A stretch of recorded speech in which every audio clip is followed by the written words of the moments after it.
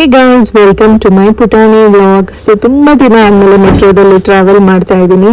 So ಜಯನಗರಲ್ಲಿ ಸ್ವಲ್ಪ ಕೆಲಸ ಆಯಿತು ಅಂತ ಹೇಳ್ಬಿಟ್ಟು ನಾನು, ಅಮ್ಮ, ಪಾಪು 3 ಜನನು ಕೂಡ ಹೊರಟಿದ್ವಿ.